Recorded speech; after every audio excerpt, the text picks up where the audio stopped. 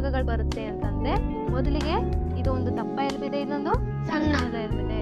ಇದನ್ನ ನಾವೇನಂತ ಹೇಳ್ತೀವಿ? ಟಿಬಿಯಾ, ಫಿಬ್ಯುಲಾ. ಕಾಲಿನ ಒಳಮೂಳೆ, ಕಾಲಿನ ಹೊರಮೂಳೆ.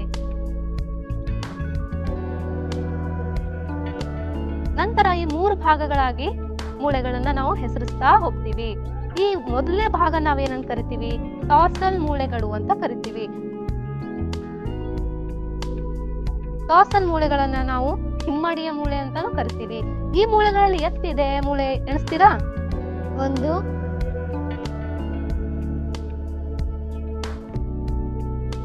2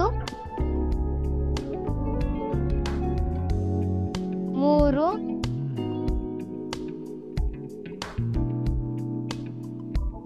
4 5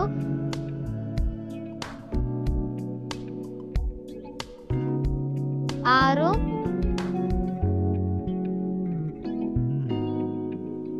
7. ಒಟ್ಟಾರೆಯಾಗಿ ಈ ಟಾರ್ಸಲ್ ಮೂಳೆಗಳು 7 ಚಿಕ್ಕ ಚಿಕ್ಕ ಮೂಳೆಗಳಿಂದ ಆಗಿರುತ್ತೆ. ಇದನ್ನ ನಾವು ಹಿಮ್ಮಡಿಯ ಮೂಳೆ ಅಂತ ಕರಿತೀವಿ. ನಂತರ ಬರೋದೇ ಈ ಮೆಟಾಟಾರ್ಸಲ್ ಮೂಳೆ. ಈ ಮೆಟಾಟಾರ್ಸಲ್ ಮೂಳೆ ಯಾವ ತರ ಇದೆ ನೋಡಿ, ಎಷ್ಟಿದೆ? ಇದು 5 ಇದೆ.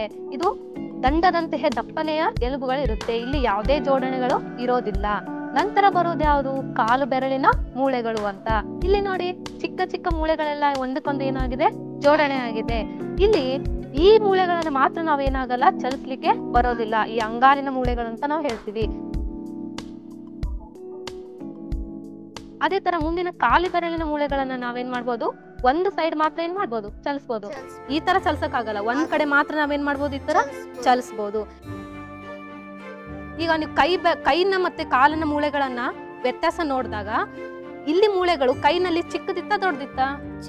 ಚಿಕ್ಕದಿತ್ತು. ಆದ್ರೆ ಕಾಲಲ್ಲಿ ಏನಿದೆ? ದೊಡ್ಡದಿದೆ. ಯಾಕಿರ್ಬೋದು? ಯಾಕಂದ್ರೆ ಇವಾಗ ನಾವು ಕೈಯಿಂದ ಎಲ್ಲ ಏನ್ ಮಾಡ್ತೀವಿ? ಈ ತರ ಹಿಡ್ಕೊಳ್ಳೋದೆಲ್ಲ ಮಾಡ್ತೀವಲ್ಲ, ಈ ತರ ಹಿಡ್ಕೊಳ್ಳೋದು, ಈ ತರ ಕೆಲಸ ಮಾಡೋದೆಲ್ಲ ಮಾಡ್ತೀವಿ. ಆದ್ರೆ ಕಾಲಿಂದ ಈ ತರ ನಡೆಯೋಕೆ ಸಹಾಯ ಆಗುತ್ತೆ. ಅಂದ್ರೆ ಕೈ ಬೆರಳುಗಳು ಯಾಕೆ ಉದ್ದ ಇದೆ ಅಂದ್ರೆ ನಾವು ಅದನ್ನ ಈ ತರ ಹಿಡ್ಕೊಳ್ಳಿಕ್ಕೆ ಸಹಾಯ ಆಗ್ಲಿಕ್ಕೆ. ಅದೇ ತರ ಕಾಲ್ ಬೆರಳಿನ ಈ ಮೂಳೆಗಳು ತುಂಬಾ ಬಲಿಷ್ಠ ಯಾಕಾಗಿದೆ ಅಂದ್ರೆ ನಿಮ್ಮ ಇಡೀ ದೇಹದ ಭಾರ ಎಲ್ಲ ಯಾವ್ದ್ರ ಮೇಲೆ ನಿಂತ್ಕೊಂಡಿರುತ್ತೆ? ಪಾದದ ಮೇಲೆ ನಿಂತ್ಕೊಂಡಿರುತ್ತಲ್ವಾ? ಅದಕ್ಕೋಸ್ಕರನೇ ಈ ಮೂಳೆಗಳೆಲ್ಲ ತುಂಬಾ ಬಲಿಷ್ಠ ಮತ್ತು ಉದ್ದನೆ ಆಗಿರುತ್ತೆ. ಆದ್ರೆ ಬೆರಳು ಮಾತ್ರ ಚಿಕ್ಕದಾಗಿರುತ್ತೆ. ಅರ್ಥ ಆಯ್ತಾ? ಈಗ ಕಾಲು ಬೆರಳಿನ ಮೂಳೆಗಳ ಬಗ್ಗೆ ತಿಳಿತಲ್ವಾ?